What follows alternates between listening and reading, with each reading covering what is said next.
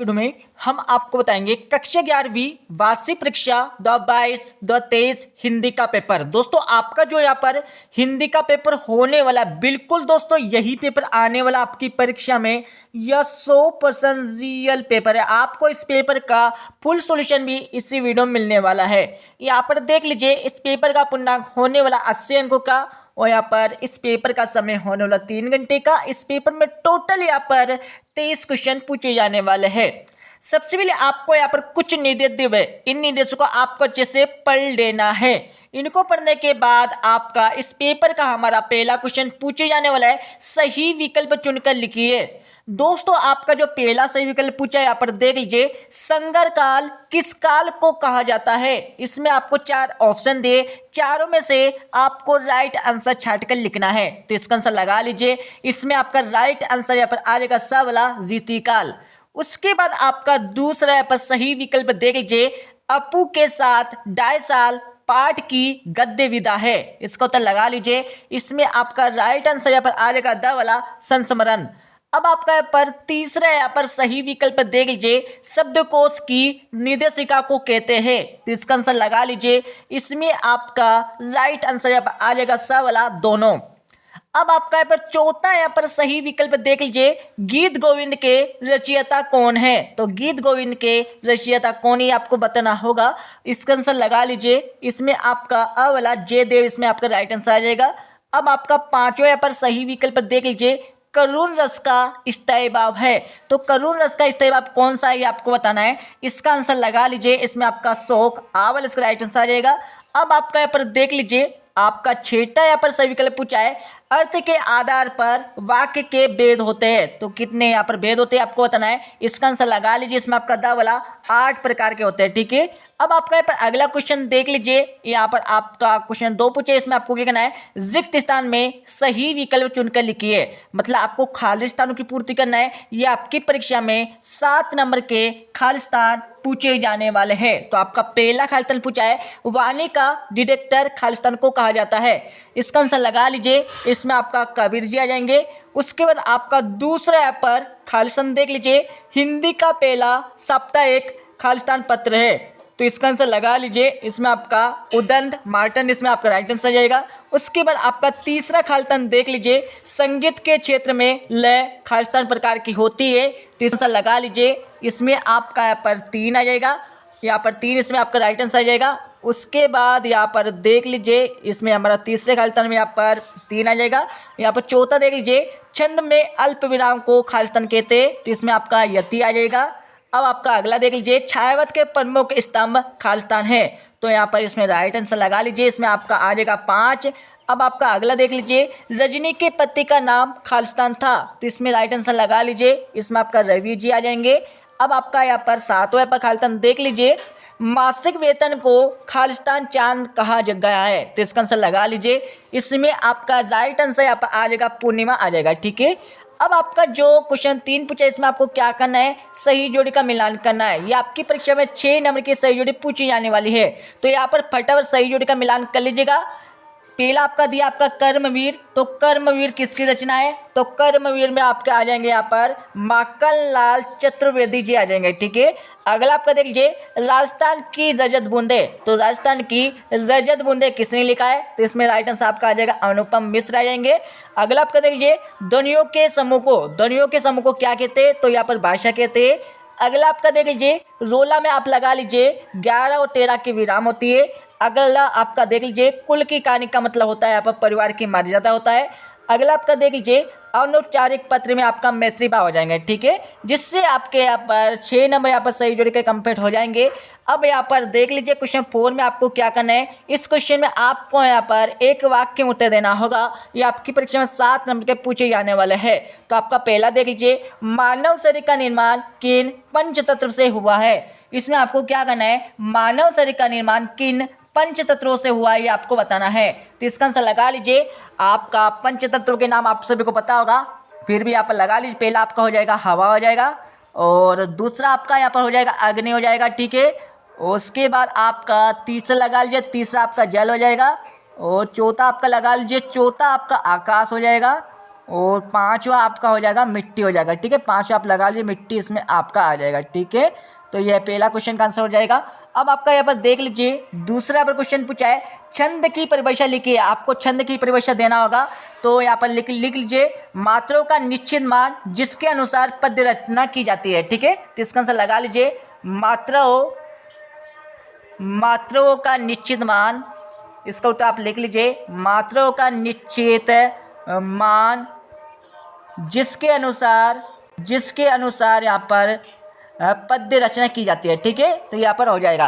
अब आपका यहाँ पर देख लीजिए अगला, मोहन के गुरु का नाम क्या था। तो मोहन के गुरु जी का नाम क्या था, ये आपको बताना है। इसका उत्तर लगा लीजिए, यहाँ पर तीसरे में आपका आ जाएगा मास्टर त्रिलोक सिंह। इसको उत्तर लगा लीजिए, इसमें आपका आ जाएगा मास्टर त्रिलोक सिंह, इसमें आपका राइट आंसर आएगा। ठीक है, इसका उत्तर लगा लीजिए आप यहाँ पर तीसरे का। अब आपका देख लीजिए, यहाँ पर चौथा क्वेश्चन पूछा है, सीधे मुंह बात ना करना, मुहावरे का अर्थ लिखिए। आपको सीधे मुंह बात ना करना, इसके मुहावरे का अर्थ आपको इस क्वेश्चन में बताना होगा। तो इसका आंसर लगा लीजिए, यहाँ पर इसका आंसर आपका आ जाएगा चौथे का, अकड़ कर बात करना। इसका आंसर आप लगा लीजिए, अकड़ कर बात करना, इसका आंसर आ जाएगा। ठीक है, अब आपका अगला क्वेश्चन देख लीजिए, यहाँ पर दिया आपका पांचवा वाला, एरोला की गुफाएं कब तैयार की गई थी। तो यहाँ पर कब की गई थी, या लगा लीजिए, यहाँ पर 600 से लेकर यहाँ पर 1000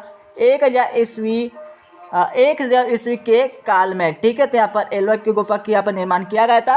अब आपका देख लीजिए, आपका छठा यहाँ पर क्वेश्चन पूछा है, भारत की पहली मुख्य फिल्म कौन सी थी। तो इसका आंसर लगा लीजिए, इसमें आपका आ जाएगा राजा हरिश्चंद्र। यहाँ पर लगा लीजिए, राजा हरिश्चंद्र, इसमें आपका राइट आंसर आ जाएगा। ठीक है, अब आपका यहाँ पर सातों क्वेश्चन देख लीजिए, कलम का सिपाही रचना किस विधा में लिखी गई है। तो इसका आंसर लगा लीजिए, यहाँ पर सातवें में आपका आ जाएगा यहाँ पर हिंदी विधा। ठीक है, तो इसमें सातवें का आंसर लगा लीजिए, इसमें आपका हिंदी विधा, इसमें आपका राइट आंसर आ जाएगा। ठीक है, अब आपका यहाँ पर अगला देख लीजिए, यहाँ पर पांचवा क्वेश्चन पूछा है, सत्य और असत्य आपको लिखना है। ये आपकी परीक्षा में यहाँ पर 6 नंबर के सत्य असत्य पूछे जाने वाले हैं, तो फटाफट यहाँ पर इनके आंसर भी लगाते जाइए। यहाँ पर पहला आपका दिया है, छायावादी कवियों ने प्रकृति का मानवीकरण किया है। तो बिल्कुल किया, यह हमारा सत्य हो जाएगा।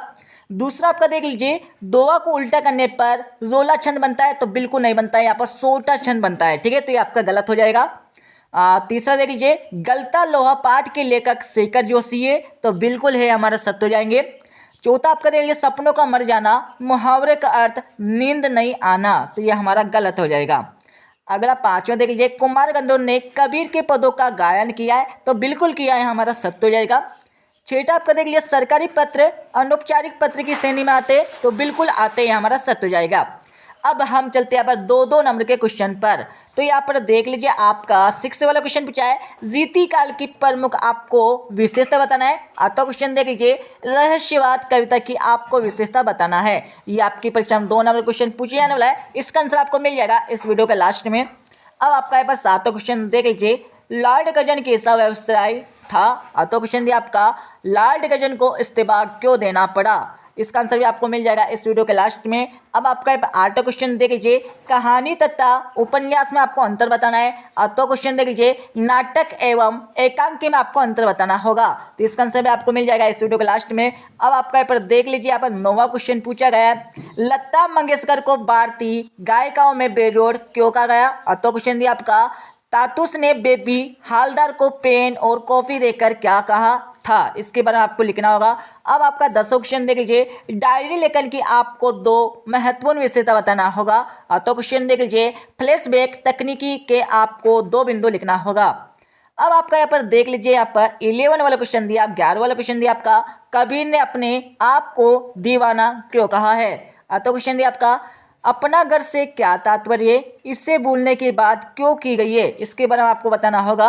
अब आपका यहाँ पर 12वां क्वेश्चन देख लीजिए, प्रबंध काव्य और यहाँ पर मुक्त काव्य में आपको अंतर लिखना है। तो क्वेश्चन देख लीजिए, स्थायी भाव और आपको व्यभिचारी भाव में आपको अंतर लिखना होगा। अब यहाँ पर 13वां क्वेश्चन देख लीजिएगा। 13वें क्वेश्चन में आपको क्या करना है, बिंब विधान योजना से क्या तात्पर्य है, उदाहरण सहित आपको बताना है। तो क्वेश्चन देख लीजिए, लक्ष्य न शब्द शक्ति किसे कहते हैं, उदाहरण आपको देना है। अब आपका यहाँ पर 14 क्वेश्चन देख लीजिएगा, इनके आंसर आपको मिल जाएंगे इस वीडियो के लास्ट में। और मैं आपको बताना चाहता हूँ, आपको इस वीडियो के डिस्क्रिप्शन में आपको टेलीग्राम चैनल की लिंक मिल जाएगी, तो आपको ज्वाइन हो जाना है। अब आपका 14 क्वेश्चन देख लीजिए, शब्द युग्म किसे कहते हैं, यह कितने प्रकार के होते हैं, क्रिया विशेषण किसे कहते हैं, एक उदाहरण आपको देना होगा। अब यहाँ पर देख लीजिए, आपका 15 वाला मतलब 15 क्वेश्चन यहाँ पर दिया है, ये भी आपकी प्रश्न 2 नंबर का आने वाला है। इसमें क्या पूछा है, यहाँ पर देख लीजिए, निम्नलिखित वाक्यों को शुद्ध करके लिखिए कोई दो। पहला आपका दिया, बंदूक एक उपयोगी शस्त्र है। आपको शस्त्र की जगह पर आपको क्या करना है, अस्त्र करना है सिर पर, ठीक है, तो ये हमारा शुद्ध हो जाएगा, ठीक है।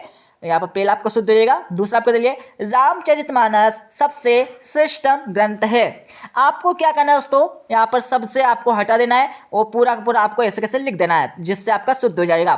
तीसरा आपका देख लीजिए, हवा चल रही है। हवा कभी नहीं चलती है, यहाँ पर बहती है, ठीक है, तो आपको क्या करना है, हवा बह रही है, ठीक है, तो यहाँ पर आपको लिखना होगा हवा बह रही है, तो ये हमारा शुद्ध हो जाएगा, ठीक है। आपको तीनों में सिर्फ आप परीक्षा में 2 का यहाँ पर जवाब देना है। अब आपका यहाँ पर अतो क्वेश्चन देख लीजिए, निर्धानुसार वाक्य परिवर्तित करके लिखिए कोई दो। आपको यहाँ पर वाक्य को परिवर्तित करके यहाँ पर लिखना है निर्देश के अनुसार। पहला आपका दिया है, यहाँ पर देख लीजिए, बिना अर्थ बदले नकारात्मक आपको इसको बताना है। दूसरा पर देख लीजिए, संकेतवाचक आपको बताना है। और तीसरा आपका देख लीजिए, प्रश्नवाचक आपको इसको बताना है, ठीक है। अब आपका जो यहाँ पर 16 क्वेश्चन पूछा गया, 16 क्वेश्चन आपको क्या करना है, कबीर अथवा मीरा का काव्य परिचय निम्नलिखित बिंदुओं के आधार पर आपको देना है। आपको 2 रचनाएं लिखना होगा इस क्वेश्चन में, भाव पक्ष कला पक्ष से लिखना होगा, साहित्य विस्तार आपको लिखना होगा किसी एक की परीक्षा में, ठीक है। और 17 क्वेश्चन देख लीजिए, मनु भंडारी अथवा शेखर जोशी का साहित्यिक परिचय निम्नलिखित बिंदुओं के आधार पर देना है। 2 रचना आपको लिखना होगा, भाषा शैली आपको लिखना होगा, साहित्य में स्थान आपको लिखना होगा। अब यहाँ पर देख लीजिए, आपका जो 18 क्वेश्चन पूछा है, निम्नलिखित वाक्य का बाहुपल्लवन कीजिए। आपको इन वाक्यों का क्या करना है, बाहुपल्लवन करना होगा।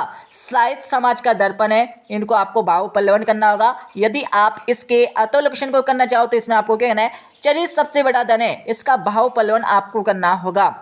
अब यहाँ पर देख लीजिए, आपका यहाँ पर अगला क्वेश्चन पूछा गया, यहाँ पर 19 क्वेश्चन में आपको क्या करना है, गद्यांश को पढ़कर नीचे लेके प्रश्नों के उत्तर आपको देना है। ये आपकी परीक्षा 3 नंबर का यहाँ पर गद्यांश पूछे जाने वाला है। आपको सबसे पहले इस गद्यांश को यहाँ से लेकर यहाँ तक अच्छे से पढ़ लेना है। इसको पढ़ने के बाद आपको इसके जस्ट नीचे यहाँ पर 3 क्वेश्चन दिए। पहला आपका क्वेश्चन देख लीजिए, उपयुक्त गद्यांश का उपयुक्त शीर्षक आपको लिखना है। तो आपको इस गद्यांश को अच्छे से पढ़ने के बाद आपको इस गद्यांश का आपको क्या करना है, शीर्षक लिखना है, ठीक है। तो यहाँ पर लिख लीजिए, शीर्षक इसका हो जाएगा समय का सदुपयोग। समय का सदुपयोग या समय का अच्छे यहाँ पर काम में उपयोग करना, तो इसका आंसर लगा लीजिए। इसमें आपका आ जाएगा समय का सदुपयोग, इसमें आपका यहाँ पर आ जाएगा शीर्षक हो जाएगा, ठीक है। उसके बाद आपका यहाँ पर अगला देख लीजिए, कौन सी प्रवृत्ति सबसे घातक है। तो कौन सी प्रवृत्ति सबसे घातक है, ये आपको इस क्वेश्चन में बताना होगा। तो इसका आंसर आपको कहाँ से मिलेगा, मैं आपको बता देता हूँ इसका आंसर। दोस्तों सबसे पहले आपको इसको पूरा अच्छे से पढ़ लेना है, ठीक है। इसको पढ़ने के बाद आपको समझ में आ जाएगा कौन सी यहाँ पर प्रवृत्ति यहाँ पर सबसे घातक है, ये आपको इस क्वेश्चन में मिल जाएगा। वैसे आप यहाँ से पढ़ लीजिए, ठीक है, यहाँ पर घातक आपको मिल जाएगा। यहाँ पर देख लीजिए, मैं आपको इसका आंसर बता ही देता हूँ। तो यहाँ पर देख लीजिए, इसका आंसर आपको मिल जाएगा यहाँ से लेकर, ठीक है, यहाँ से लेकर आपको यहाँ तक इसका आंसर मिल जाएगा, ठीक है। तो आप हमारा दूसरे क्वेश्चन का उत्तर हो जाएगा। अब तीसरा क्वेश्चन देख लीजिए, निरंतर का विलोम शब्द लिखिए। निरंतर मतलब दोस्तों हमेशा चलते रहना, इसका उल्टा क्या हो जाएगा ये आपको बताना है। निरंतर को दोस्तों यहाँ पर रुक जाना मतलब इसका आपको इसका विलोम बताना है, ठीक है। अब यहाँ पर देख लीजिए दोस्तों, यहाँ पर निरंतर का यहाँ पर ठहरना हो जाएगा, ठीक है, ठहरना। उसके यहाँ पर अगला देख लीजिए, यहाँ पर इसका अतुल क्वेश्चन आपको दिया है, निम्नलिखित पद्यांश को पढ़कर नीचे लिखे प्रश्नों के उत्तर आपको देना है। इसका अतुल क्वेश्चन आपका पूछा, आपका 19 क्वेश्चन का। यहाँ पर एक पद्यांश आपको दिया हुआ है, इस पद्यांश को पूरा अच्छे से पढ़िए। इसको पढ़ने के बाद आपका पहला क्वेश्चन पूछा है, काव्यांश का उचित शीर्षक आपको लिखना है। इस काव्यांश से किसके बारे में इसका शीर्षक आपको देना है। दूसरा का दिया है, यामिनी शब्द का आपको पारिवाच्य शब्द लिखना है। तो यामिनी शब्द का पारिवाच्य शब्द क्या होता है ये आपको बताना है। तीसरा आपको दे लीजिए, उपयुक्त काव्यांश का आपको भावार्थ लिखना होगा। भावार्थ इसका अर्थ क्या निकल रहा है आपको इस क्वेश्चन में देना होगा, ठीक है।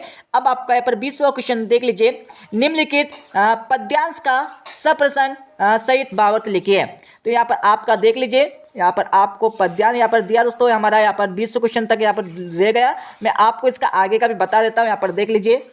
तो दोस्तों यहाँ पर देख लिया आपका जो 20 क्वेश्चन था ये हमारा हो जाएगा 20 क्वेश्चन। ठीक है, इसमें आपको पद्यांश के संदर्भ सहित वाक्य करना है। ठीक है, यहाँ पर देख लिया पद्यांश दिया आपका, उसके साथ ही आपका यहाँ पर 22 क्वेश्चन देख लिया। 22 क्वेश्चन में आपको क्या करना है, इसमें भी आपको यहाँ पर गद्यांश दिया है, इसके आपको संदर्भ सहित वाक्य करना है। ठीक है, इनके आंसर आपको मिल जाएंगे इस वीडियो क्लास में। यहाँ पर देख लीजिए आपका 22 क्वेश्चन पूछा है। 22 क्वेश्चन आपको करना है, परीक्षा काल में ध्वनि विस्तारक यंत्रों के बजाने पर रोक लगाना है तो आपको जिला देश को प्राथमिक लिखना है। ठीक है, उसके बाद क्वेश्चन आपको करना है, अपने पिताजी को अपने परीक्षा काल की तैयारी के लिए आपको एक पत्र लिखना है। और यहाँ पर इस पेपर का हमारा लास्ट क्वेश्चन देख लीजिएगा। 23 क्वेश्चन दिया है, निम्नलिखित में से किसी एक विषय पर आपको लगभग 120 शब्दों में यहाँ पर एक सारंगित निबंध देना है।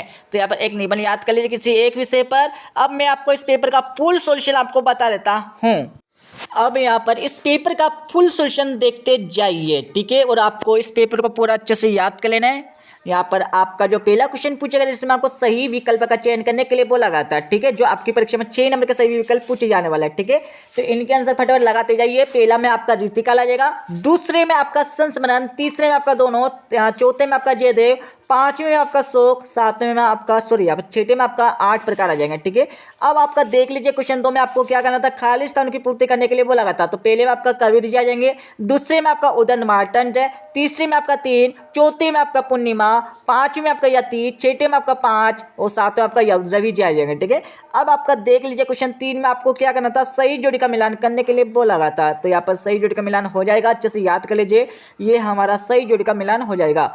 अब आपका यहाँ पर देख लीजिए क्वेश्चन 4 में आपको क्या करना था, एक शब्द अथवा एक वाक्य में उत्तर लिखने के लिए बोला गया था। इनके आंसर आप लगा लीजिए, पहले का आपको आंसर मिल जाएगा और इसके साथ ही आपको दूसरे का आंसर मिल जाएगा, अच्छे से याद कर लीजिए। और तीसरे का आंसर आपको दिया है चौथा, पांचवा, छठा, सातवां, सभी का आंसर आपको मिल जाएंगे आसानी से। और यहाँ पर पांचवी का आंसर भी यहाँ पर देख लीजिए, आपको 5वें क्वेश्चन का आंसर आपको दिया हुआ है जिसमें आपको सत्य और असत्य कथन लिखने के लिए बोला गया था। अब यहाँ पर देख लीजिए आपका जो यहाँ पर छठा क्वेश्चन दिया है, छठे के आंसर भी आपको यहाँ से मिल जाएगा। इसमें आपको रीतिकाल की प्रमुख विशेषता लिखने के लिए बोला गया था। यहाँ पर रीतिकाल की आपको विशेषता दी गई है, याद कर लीजिए। अब आपका देख लीजिए यहाँ पर आपको 7वें क्वेश्चन का यहाँ पर अतवे वाला का उत्तर आपको मिल जाएगा। ठीक है, तो यहाँ पर 7वें क्वेश्चन का आपको अतवे वाला का उत्तर मिल जाएगा, अच्छे से याद कर लीजिएगा। अब यहाँ पर देख लीजिए, यहाँ पर आपको यहाँ पर इसका आगे का भी आपको दिया हुआ है 7वें क्वेश्चन का। ठीक है, अब आपका देख लीजिए यहाँ पर 8वें क्वेश्चन का यहाँ पर आपको उत्तर दिया हुआ है जिसमें आपको कहानी और उपन्यास में आपको प्रमुख 2 अंतर लिखने के लिए बोला जाता है। तो यहाँ पर हमने आपके लिए 3 अंतर दे रखा है, आपको तीनों में सिर्फ आपको 2 अंतर याद कर लेना है। आप 3 अंतर भी याद कर सकते हो जिससे आपको परीक्षा में दिक्कत ना है। एक अंतर आप भूल जाएंगे तो बाद में आप 2 अंतर तो लिख पाएंगे। ठीक है, अब यहाँ पर देख लीजिए आपका यहाँ पर क्वेश्चन 9 का उत्तर देख लीजिए, यहाँ पर क्वेश्चन 9 का आपको उत्तर दिया हुआ है, अच्छे से याद कर लीजिए या फिर आप इसका स्क्रीनशॉट भी ले सकते हैं। अब यहाँ पर देख लीजिए आपको यहाँ पर 10वें क्वेश्चन का यहाँ पर उत्तर आपको दिया हुआ है, हमारा 10वें क्वेश्चन का उत्तर हो जाएगा, इसको अच्छे से याद कर लीजिए। 10वीं के बाद आपका यहाँ पर देख लीजिए ये हमारा 11वें क्वेश्चन का उत्तर हो जाएगा, इसको अच्छे से याद कर लीजिए। 11वें के बाद आपका यहाँ पर देख लीजिए ये हमारा 12वें क्वेश्चन का उत्तर हो जाएगा जिसमें प्रबंध काव्य और मुक्तक काव्य में आपको प्रमुख अंतर लिखने के लिए बोला जाता है। ठीक है, तो हमारा एक तरफ हमारा प्रबंध काव्य हो जाएगा, एक तरफ आपका मुक्तक काव्य हो जाएगा। अब यहाँ पर देख लीजिए यहाँ पर आपको 13वें क्वेश्चन का यहाँ पर अतवे वाला का उत्तर मिल जाएगा। यहाँ पर इसको अच्छे से याद कर लीजिए जिसमें आपको लक्षणा शब्द शक्ति की परिभाषा उदयन सहित लिखने के लिए बोला जाता है। ठीक है, अच्छे से याद कर लीजिए। अब यहाँ पर देख लीजिए आपका यहाँ पर 14वें क्वेश्चन का यहाँ पर अतवे वाला का उत्तर आपको दिया हुआ है। ठीक है, अच्छे से याद कर लीजिएगा। 14 के बाद यहाँ पर देख लीजिए आपका 15 क्वेश्चन का यहाँ पर उत्तर आपको मिल जाएगा, अच्छे से याद कर लीजिए। 15 के बाद आपका यहाँ पर देख लीजिए ये हमारा 16वें क्वेश्चन का उत्तर हो जाएगा जिसमें कबीरदास जी की 2 रचनाएं भाव पक्ष, कला पक्ष है और साहित्य में स्थान आपको लिखने के लिए बोला गया था। तो इसका आप स्क्रीनशॉट ले लीजिए, हमने आपके लिए जूम कर दिया, अच्छे से स्क्रीनशॉट ले लीजिए, याद कर लीजिए। अब यहाँ पर देख लीजिए हमारा 17वें क्वेश्चन का उत्तर हो जाएगा जिसमें आपको मनु भंडारी की 2 रचनाएं भाषा शैली, साहित्य में स्थान आपको लिखने के लिए बोला गया था। ठीक है, यहाँ पर आपका 18 क्वेश्चन का आप उत्तर देख लीजिए। 18 क्वेश्चन का आपको अतवे वाले का उत्तर यहाँ से मिल जाएगा जिसमें आपको पूछा जाता है चरित्र सबसे बड़ा धन है, इसका आपको भाव पल्लवन करने के लिए बोला जाता है। ठीक है, यहाँ पर देख लीजिए हमारा 19 क्वेश्चन का आप उत्तर हो जाएगा, इसको अच्छे से याद कर लीजिएगा। 19 के बाद हम चलते हैं यहाँ पर 20वें क्वेश्चन के उत्तर पर, तो ये हमारा 20वें क्वेश्चन का उत्तर हो जाएगा, अच्छे से याद कर लीजिएगा। यहाँ पर देख लीजिए यहाँ पर हमारा 21वें क्वेश्चन का उत्तर हो जाएगा, इसको भी आप अच्छे से याद कर लीजिएगा।